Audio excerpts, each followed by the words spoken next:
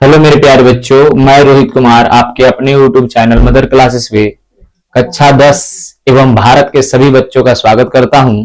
जो हिंदी माध्यम से कक्षा 10 में पढ़ रहे हैं वो सभी के लिए यह उपयोगी है। तो मेरे प्यारे बच्चों, आप लोग इतना समझ लें कि कुल जितने भी बातें हम बता चुके हैं एक्स्ट्रा कुछ है। अगर जो आपसे तुलना करने के लिए कह दे, अगर जो आपसे क्या कह दे, तुलना करने के लिए कह दे, तो आप तुलना कैसे करेंगे? जैसे हमने बताया है पूंजीवादी अर्थव्यवस्था वैसी अर्थव्यवस्था जिस अर्थव्यवस्था में क्या हो, सिर्फ प्राइवेटेशन, प्राइवेट लोगों का काम हो, उसे पूंजीवादी अर्थव्यवस्था कहते हैं। समाजवादी अर्थव्यवस्था वैसी अर्थव्यवस्था जिसमें सरकार के पास सारा बागडोर हो सारी चीजों का, तो समाजवादी अर्थव्यवस्था है। और यहां पर आते हैं मिश्रित अर्थव्यवस्था जिसमें प्राइवेट और सरकारी दोनों काम करके मिल करके काम करते हो, तो उसे मिश्रित अर्थव्यवस्था वाला देश कहते हैं, जिसमें अपना भारत भी आता है। तो मेरे प्यारे बच्चों, हम पूंजीवादी अर्थव्यवस्था के गुण जानेंगे और पूंजीवादी अर्थव्यवस्था के दोष को जानेंगे कि क्या पूंजीवादी अर्थव्यवस्था कैसे ठीक है और कैसे खराब। तो आपसे क्वेश्चन कहेगा कि निम्नलिखित पूंजीवादी अर्थव्यवस्था का क्या करें, पूंजीवादी अर्थव्यवस्था के बारे में मतलब कि बताएं कि उसका गुण क्या है और अवगुण क्या है, दोष क्या है। अगर जो आपसे ऐसा पूछ दे कि पूंजीवादी अर्थव्यवस्था और समाजवादी अर्थव्यवस्था में अंतर क्या है, यह स्पष्ट करें, तो आप इसको और इसको एक जगह पे रखेंगे तो पूंजीवादी अर्थव्यवस्था और समाजवादी अर्थव्यवस्था में आप अलग कर पाएंगे। अगर जो कहेगा कि पूंजीवादी अर्थव्यवस्था मिश्रित अर्थव्यवस्था से कैसे अलग है, तो इसके गुण और इसके गुण को दोनों को हम एक जगह पर लिखेंगे, तो यहां से आ जाएगा कि पूंजीवादी अर्थव्यवस्था और मिश्रित अर्थव्यवस्था में यही कुछ अंतर है। यहां से अगर जो कह दे कि इनके दोषों में क्या अंतर है, तो यहां से आप जैसे चाहे वैसे रख सकते हैं, क्योंकि आज ये चैप्टर लास्ट है। जैसे पूंजीवादी अर्थव्यवस्था के गुण, उत्पादन संबंधित लाभ। पूंजीवादी अर्थव्यवस्था में क्या होता है, उत्पादक को बहुत ज्यादा लाभ होता है, जो उत्पादन करने वाला होता है। यहाँ की अर्थव्यवस्था हमेशा गतिशील अर्थव्यवस्था होती है। और दूसरा तीसरा बात करते हैं, स्वयं संचालना क्या होती है, बढ़ती है। व्यक्तिगत प्रेरणा, प्रेरणा मतलब होता है कोई चीज को जानने की इच्छा, या फिर किसी चीज से आप कर रहे हैं कि नहीं आपको ये चीज कीजिए आप बढ़िया रहे, तो प्रेरणा इसमें ज्यादा मिलता है। आर्थिक स्वतंत्रता खूब रहता है, आप जितना मन करे उतना कमाइए, जितना मन करे उतना खर्च कीजिए। आगे संसाधनों की पूर्ति, पूर्ण उपयोग होता है। संसाधन यहाँ पे बर्बाद नहीं होता, बल्कि यहाँ पे पूर्ण उपयोग होता है, क्योंकि ऐसी अर्थव्यवस्था वाला देश महंगे होते हैं और महंगा होने के कारण जो भी संसाधन है उसका क्या किया जाता है, सही से उपयोग किया जाता है। जैसे आप मान लीजिए आलू 10 रुपया किलो हो, आलू 10 रुपया किलो हो, तो आधा आदमी सब्जी खाएगा आधा फेंक दे। लेकिन आलू 100 रुपया किलो हो, तो सोचिए उस 100 रुपया किलो वाला आलू कहेगा 4 वो डाल दीजिए, छिलका तक आदमी खा जाएगा। तो वही बात है, संसाधनों का पूर्ण उपयोग किया जाता है। जीवन स्तर में क्या आती है, सुधार। जीवन स्तर में सुधार कहने का मतलब है कि यहाँ का जीवन स्तर ठीक होता है, दवाई पढ़ाई लिखाई इत्यादि सब क्या मिलेगा ठीक से। उसी के बाद इसका क्या है, कुछ जिसका अगर जो कुछ दोष है तो उसका क्या होगा, अति अगर यहाँ कुछ गुण है तो उसका कुछ दोष भी होगा। मतलब सब आदमी अगर जो बढ़िया है तो कुछ ना कुछ उसमें खराबी है। तो उसी प्रकार से पूंजीवादी अर्थव्यवस्था में क्या है, खराबी भी है। बोलता है आय एवं धन के वितरण की असमानता होती है। यहाँ पे जो आय और धन का जो वितरण होता है इसमें असमानता होती है, अमीर लोग अमीर गरीब लोग गरीब हो जाते हैं। दूसरा है अकुशल उत्पादन होता है। अकुशल मतलब कुशल रूप से नहीं, उत्पादन कैसे होता है, अकुशल रूप से होता है। आर्थिक अस्थायित्व होता है, मतलब आर्थिक अस्थायित्व नहीं हो सकता है। अगर जो कोई बढ़िया काम कर रहा हो तो वो अमीर बन जाएगा, अमीर आदमी गरीब बन जाएगा। जो गरीब आदमी है बढ़िया काम करेगा तो फिर से वो अमीर है, फिर गरीब दूसरा कोई गरीब बन जाएगा। अस्थायित्व का मतलब कोई एक ही आदमी अमीर यहाँ पे नहीं रह सकता है। बोलता है एकाधिकार की बुराइयां हैं। यहाँ पे ज्यादातर एकाधिकार है, बड़े बड़े कंपनी बड़े बड़े इंडस्ट्री किसी एक ही व्यक्ति का है और वही सारे देश को क्या कर रहा है, पूरा प्रोडक्शन बना के दे रहा है। तो ये एक प्रकार की बुराई है। आर्थिक शोषण भी यहाँ पे होता है, बड़े लोग हैं छोटे लोग को दबा करके रखते हैं। बेरोजगारी यहाँ पर होता है, क्योंकि लोग वहां क्या करेंगे, काम बहुत कम करना चाहते हैं, तो यहाँ पर बेरोजगारी होता है। आर्थिक साधनों का क्या होता है, अत्यल्प अपव्यय होता है। मतलब आर्थिक जो संसाधन है अपव्यय, अप मतलब होता है बहुत ज्यादा क्या होता है संसाधनों का पर खर्च किया जाता है। वर्ग एवं संघर्ष, वर्ग एवं संघर्ष, अलग अलग वर्गों के बीच यहाँ पे क्या देखा जाता है, संघर्ष देखा जाता है। जैसे हम लोग अपने भारत की बात करें तो जाति पाति व्यवस्था है, उसी प्रकार से वहां भी अलग अलग वर्ग, अमीर वर्ग और क्या निम्न वर्ग में क्या होते हैं, संघर्ष होते हैं। इसी प्रकार से कुछ है समाजवादी अर्थव्यवस्था के गुण, बोलता है उत्पादन में क्या होता है, वृद्धि होता है, क्योंकि यहाँ के सारे काम कौन करते हैं, सरकार। आर्थिक संसाधनों का बेहतर होना चाहिए, यहाँ पे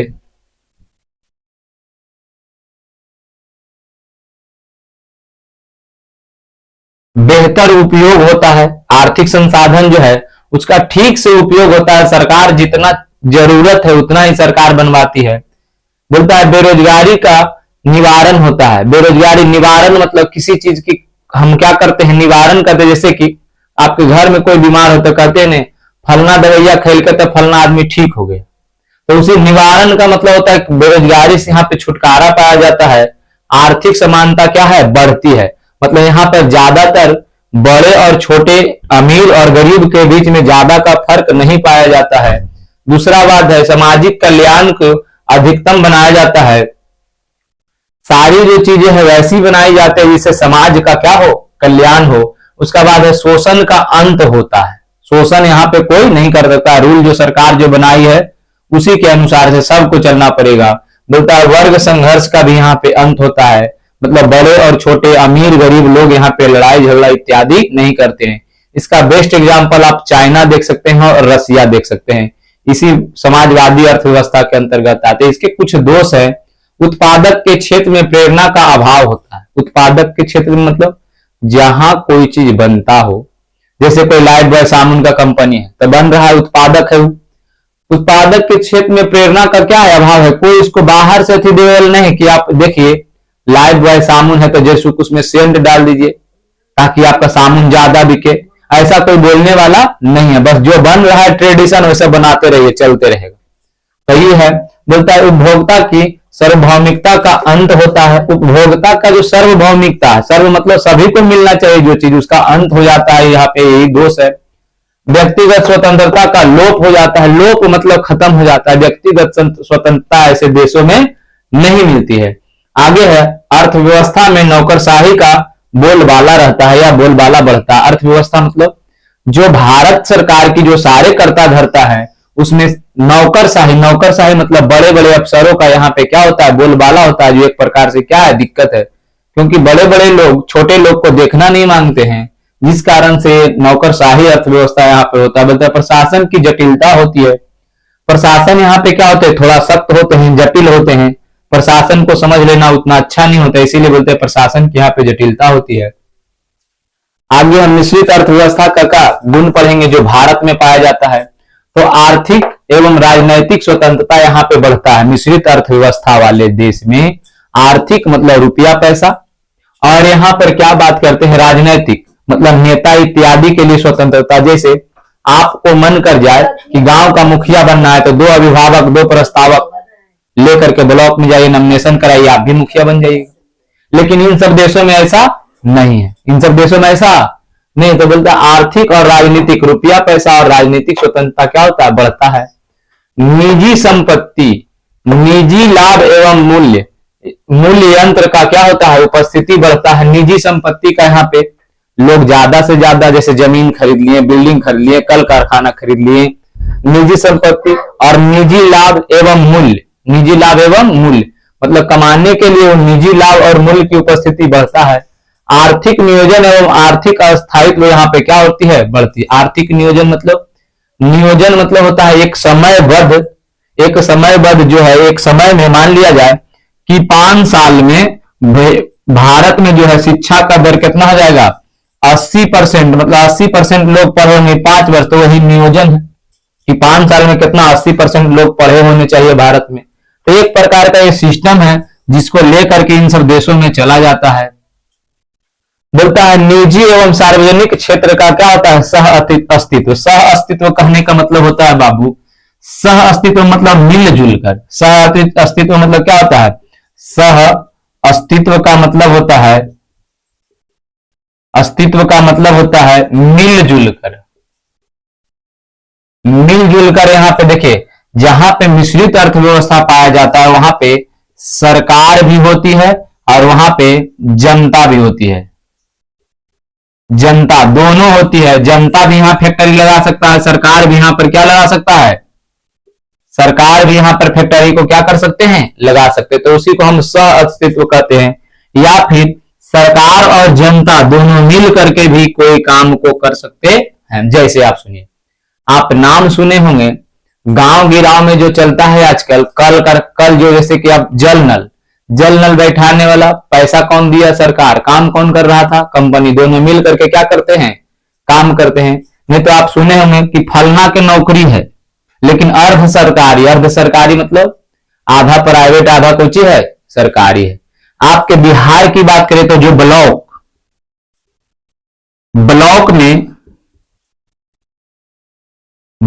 में जो आप लोग देखते हो कंप्यूटर वगैरह पर काम करने वाले लोग उस कंपनी के तरफ से आते हैं, सरकारी लोग नहीं होते हैं, वो कंपनी के तरफ से आते हैं।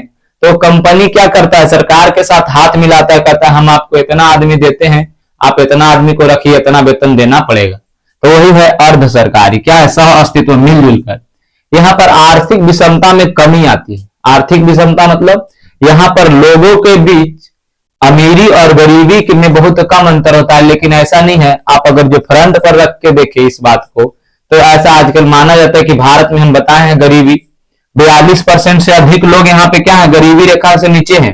तो बताइए 42% से अधिक लोग अगर यहाँ गरीब है तो मीडियम में भी तो कुछ होंगे बीच में, जो ना तो अमीर है ना तो गरीब है। विषमता तो यहाँ पे है बाबू, सरकार के डाटा के अभाव के कारण यह बात हमको लिखना पड़ता है।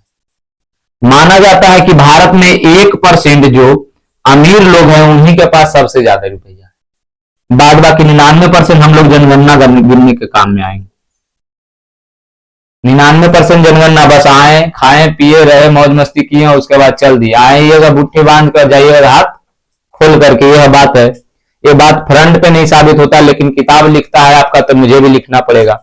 मिश्रित अर्थव्यवस्था का दोष, ये दोष क्या है, मिश्रित अर्थव्यवस्था ज्यादा नहीं चल पाती है। जैसे समाजवादी अर्थव्यवस्था और पूंजीवादी अर्थव्यवस्था ज्यादा दिनों तक चलता है, लेकिन ऐसा माना जाता है कि मिश्रित अर्थव्यवस्था वाला देश जो है ज्यादा दिनों तक नहीं चल पाता है। तो आप कहिएगा सर भारत तो बाबू हमारे राजा 1947 में हम लोग क्या हुए हैं, आजाद हुए हैं। आज 2000 कितना है, 25 है।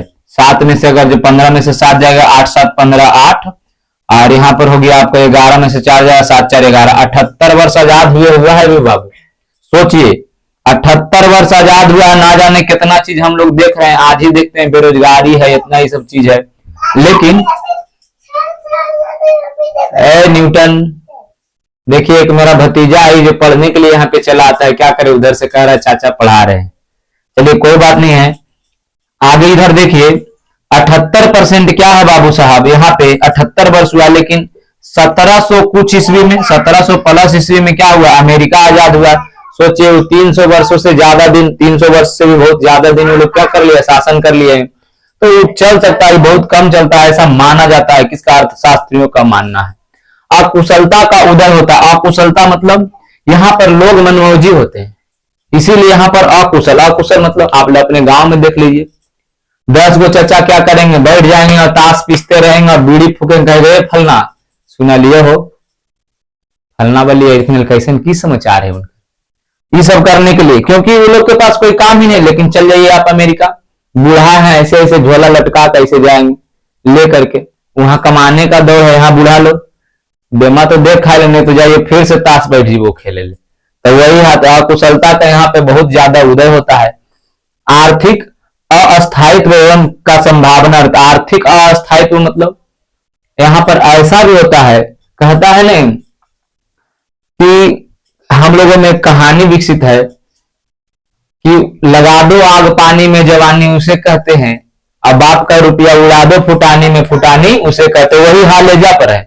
आर्थिक अस्थायित्व की संभावना ज्यादा होती है। कहने का मतलब यह है कि आज जो व्यक्ति अमीर है वो कल गरीब हो सकता है, और कल जो गरीब है वो अमीर हो सकता है। मेहनत जो कर दे वो गरीब और अमीर दोनों टाइप से होगा। हो सकता है मेरे पिताजी के पास 10 बीघा खेत है, हम दिन रात कुछ नहीं करते हैं, आज गए बिहार में दारू बंद है फिर भी दारू ला के पी रहे हैं।